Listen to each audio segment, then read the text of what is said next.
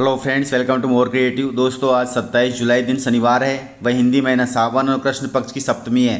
तो चलिए शुरू करते हैं आज की बड़ी खबरें। यदि आपको खबरें पसंद आए तो वीडियो को लाइक जरूर करिएगा और आप हमें प्रदेश के किस जिले से देख रहे हैं कमेंट बॉक्स में जरूर बताइएगा। दोस्तों, यदि आप चैनल पर नए हैं तो चैनल को सब्सक्राइब कर बेल आइकन पर क्लिक कर दें ताकि अगला वीडियो आपको शीघ्रता से मिले। दोस्तों, मोहन सरकार ने बदल दिया है स्कूलों में एडमिशन के नियम। नए आदेश से बंद हो सकते हैं सरकारी स्कूल। राज्य सरकार ने सरकारी स्कूलों में पहली क्लास में घटते एडमिशन की वजह से बच्चे की उम्र से जुड़े नियम को बदला है, लेकिन इससे कोई खास फर्क पड़ता नहीं दिख रहा है। पहले आदेश के मुताबिक 1 अप्रैल 2024 को बच्चे की उम्र पहली क्लास में एडमिशन के लिए 6 साल होनी जरूरी थी। सरकार ने इस नियम को बदलकर 30 जुलाई 2024 कर दिया है, अर्थात 6 साल की उम्र 30 जुलाई 2024 तक होनी चाहिए, वही बच्चा क्लास 1 में एडमिशन ले सकता है। लेकिन इससे कुछ खास फर्क नहीं पड़ा एडमिशन में। सरकारी स्कूलों में अचानक आई एडमिशन की कमी की जानकारी राज्य सरकार को है। इसी वजह से मध्य प्रदेश सरकार ने एक नया सर्कुलर जारी किया है, जिसके तहत अभी तक पहली क्लास में एडमिशन के लिए 6 वर्ष की उम्र की गणना 1 अप्रैल के अनुसार होती थी, जिसे बढ़ाकर 30 जुलाई कर दिया गया है। मतलब 30 जुलाई 2024 को यदि बच्चा 6 साल की उम्र का है तो वह पहली क्लास में एडमिशन ले सकता है। इस नियम के परिवर्तन के बाद सरकारी स्कूलों में एडमिशन की संख्या कुछ बढ़ी है, लेकिन कुछ खास परिवर्तन नहीं हुआ है। वहीं जिला शिक्षा केंद्र के अधिकारियों का कहना है कि यह नियम केवल सरकारी स्कूलों के नहीं है बल्कि निजी स्कूलों के लिए भी है। निजी स्कूल इस नियम का पालन करते हैं लेकिन ज़्यादा सख्ती नहीं दिखाते, इसलिए निजी स्कूलों में एडमिशन में बहुत ज़्यादा फर्क नहीं आया है। आपको बताते चले कि प्रदेश के कई स्कूल ऐसे हैं जहां पर बच्चों की संख्या कम है और शिक्षक ज़्यादा हैं। ऐसी स्थिति में ये स्कूल बंद हो जाएंगे। वहीं निजी स्कूलों की तरफ बढ़त लोगों का रुझान भी सरकारी स्कूलों के सामने चुनौती खड़ी कर रहा है। यदि एडमिशन की संख्या नहीं बढ़ाई गई तो कई प्राथमिक सरकारी स्कूल बंद करने पड़ सकते हैं। दोस्तों, बीजेपी के राष्ट्रीय अध्यक्ष प्रभात झा बनने वाले थे मध्य प्रदेश के सीएम, लेकिन अब वे नहीं रहे। प्रभात झा का निधन शुक्रवार को गुरुग्राम के मेदांता अस्पताल में इलाज के दौरान हो गया। उन्होंने सुबह 5 बजे अंतिम सांस ली है। प्रभात झा मध्य प्रदेश के उन चुनिंदा राजनेताओं में से थे जिनका प्रभाव बीजेपी के संगठन में लंबे समय से काफ़ी मजबूत रहा था।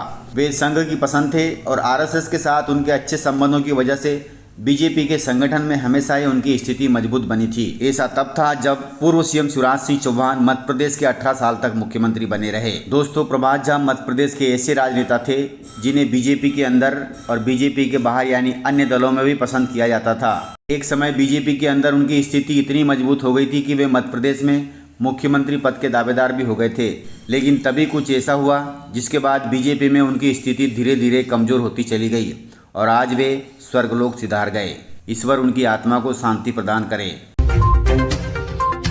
मध्य प्रदेश के कई शहरों में भारी बारिश का अलर्ट जारी है। नदी नाले उफान पर हैं। मौसम विभाग जारी कर रहा है चेतावनी। दोस्तों, मध्य प्रदेश में भारी बारिश का कहर लगातार जारी है। मध्य प्रदेश के लगभग हर शहर में भारी बारिश की वजह से नदी नाले उफान पर चल रहे हैं। मौसम विभाग भी इसे लेकर लगातार चेतावनी जारी कर रहा है।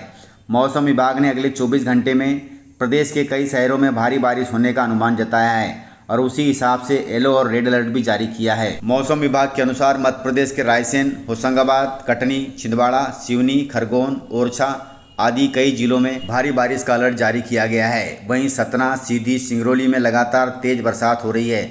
इसकी वजह से इन शहरों में नदी नाले उफान पर बह रहे हैं। कई जगह पर नदी नालों के ऊपर बने पुल के ऊपर से पानी बह रहा है और कई जगह से इस तरह के सीन सामने आ रहे हैं जिसमें पुलों को पार करने के दौरान व्यक्ति पैदल, बाइक या फिर कार से होकर गुजर रहा है, जो कि जानलेवा साबित हो सकता है। ऐसे में मौसम विभाग सभी से अपील कर रहा है कि जहां पर नदी नाले उफान पर बह रहे हैं, ऐसे में नदी नाले के पुलों को पार करने की कोशिश न करें। इससे उनकी जान खतरे में पड़ सकती है।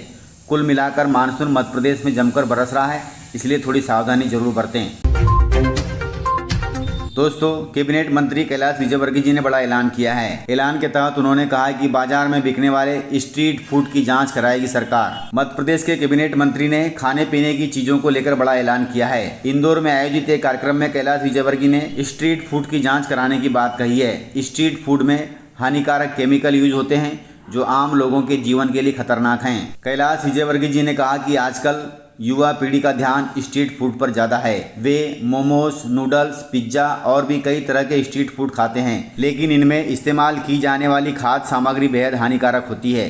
कई तरह के केमिकल इस्तेमाल होते हैं, इनकी चटनी भी हानिकारक होती है। कैलाश विजयवर्गीय ने कहा कि आप लोगों को ध्यान रखना होगा कि आपका पेट कोई डस्टबिन नहीं है जिसमें जितनी चाहो गंदगी भरते जाओ। उन्होंने कहा कि देखने में आ रहा है कि भारत में हर चौथा व्यक्ति शुगर का मरीज बन रहा है, वहीं हर 10वीं महिला को ब्रेस्ट कैंसर हो रहा है। WHO की रिपोर्ट में इस तरह के रिसर्च और फैक्ट सामने आ रहे हैं। ऐसे में हमारी सरकार स्ट्रीट फूड से पड़ने वाले बुरे प्रभाव को रोकने के लिए इसकी जांच कराएगी ताकि आमजन रोग ग्रसित न हो सके। दोस्तों, कांग्रेस अपने कार्यकर्ताओं से 100 रुपए लेकर खुद को करेगी मजबूत। मध्य प्रदेश में एक के बाद एक चुनावी हार रही कांग्रेस अब खुद को मजबूत करने के लिए फंड की जुगाड़ में जुट गई है। जल्द ही मध्य प्रदेश कांग्रेस एक अभियान शुरू करने जा रही है जिसमें कार्यकर्ताओं से 100 रुपये लिए जाएंगे।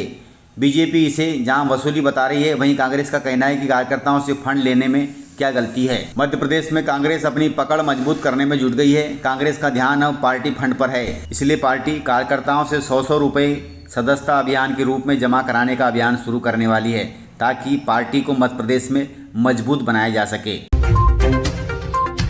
बेरोजगार युवाओं के लिए बड़ी खबर है। SC, ST, OBC वर्ग के बैकलॉग पदों की भर्ती के लिए विशेष भर्ती अभियान की समय सीमा अब 1 साल बढ़ गई है, अर्थात 2025 में होगी अब इनकी भर्ती। मध्य प्रदेश के सरकारी विभागों में खाली पड़े बैकलॉग के पद तमाम प्रयासों के बाद भी नहीं भर पा रहे हैं। SC, ST, OBC वर्ग के बैकलॉग पदों को भरने के लिए शासन कई बार विशेष भर्ती अभियान शुरू कर चुका है। इस साल भी विशेष भर्ती अभियान चलाया गया जिसकी अंतिम तारीख 30 जून 2024 थी, लेकिन यह फिर सफल नहीं हुआ। अब सरकार ने इसकी तिथि और बढ़ा दी है, यानी अब भर्ती अभियान 30 जून 2024 के बजाय 2025 तक चलेगा। एक तरफ बेरोजगार युवा सरकारी नौकरी मांग रहा है, दूसरी ओर सरकार खाली पड़े पदों को नहीं भर पा रही है। दोस्तों, 9 अगस्त को विश्व आदिवासी दिवस के अवसर पर मध्य प्रदेश में सार्वजनिक अवकाश घोषित करने की मांग उठने लगी है। यह मांग आदिवासी संगठनों ने भी की है, इसके अलावा कमलनाथ जी ने भी की है। पूर्व मुख्यमंत्री कमलनाथ ने मुख्यमंत्री डॉक्टर मोहन यादव को पत्र लिखा है। इस पत्र में उन्होंने 9 अगस्त को विश्व आदिवासी दिवस के अवसर पर मध्य प्रदेश में सार्वजनिक अवकाश घोषित करने की मांग की है। उन्होंने कहा कि कमलनाथ सरकार ने 9 अगस्त विश्व आदिवासी दिवस पर सार्वजनिक अवकाश की घोषणा की थी, लेकिन शिवराज सरकार ने इसे समाप्त कर दिया था। कमलनाथ जी ने कहा कि अवकाश समाप्त करने से आदिवासी समाज में रोष व्याप्त है। पत्र में उन्होंने अवकाश घोषित करने के साथ ही हर विकास खंड में आदिवासी दिवस समारोह मनाए जाने की भी बात कही है। इसके लिए हर विकास खंड को एक निश्चित राशि मध्य प्रदेश सरकार द्वारा देने की भी मांग की गई है। अब कमलनाथ जी के पत्र पर मोहन यादव क्या संज्ञान लेते हैं वह देखना होगा। दोस्तों, पंडित प्रेमानंद महाराज ने कहा है कि फिगर मेंटेन करना छोड़े हिंदू औरतें, पैदा करें 4-4 बच्चे जो देश के लिए होंगे अच्छे। उन्होंने कहा कि मैं भागवत कथा में यह बात कहने नहीं आया हूँ कि जो आपके कानों को प्रिय लगे, बल्कि उन बातों को कह रहा हूँ कि जो सनातन धर्म को आगे बढ़ाएगी। वर्तमान में सभी लोग सनातन की पताका को लहराने और इस धर्म को आगे बढ़ाने की बात कर रहे हैं, लेकिन मैं सभी को चेतावनी देते हुए कहता हूँ कि अभी भी संभल जाओ। उत्तर प्रदेश के 17 जिले हमारे हाथ से चले गए हैं। कुछ ऐसे ही हालात पश्चिम बंगाल के भी हैं, वहाँ भी लोग इसी समस्या से जूझ रहे हैं। असम में 5 लाख लोगों के पास कोई पासपोर्ट और वीज़ा नहीं है। उन्होंने कहा कि मेरे कहने का मतलब यह है कि 25 साल पहले ये लोग 2 करोड़ थे, फिर 9 करोड़ हुए और अब 38 करोड़ हो चुके हैं। अभी भी समय है, संभल जाइए, नहीं तो हिंदुस्तान भी इंडोनेशिया जैसे हो जाएगा। जल्द ही आपकी गिनती अल्पसंख्यकों में होने लगेगी। उन्होंने कहा है कि अब भी समय है, हिंदू औरतें 4-4 बच्चे पैदा करें ताकि प्रदेश में, देश में सनातनी बरकरार रहे। इस प्रकार से जानकारियाँ थी। तो मिलते हैं सर अगले वीडियो में, तब तक के लिए जय हिंद, जय भारत, जय मध्य प्रदेश।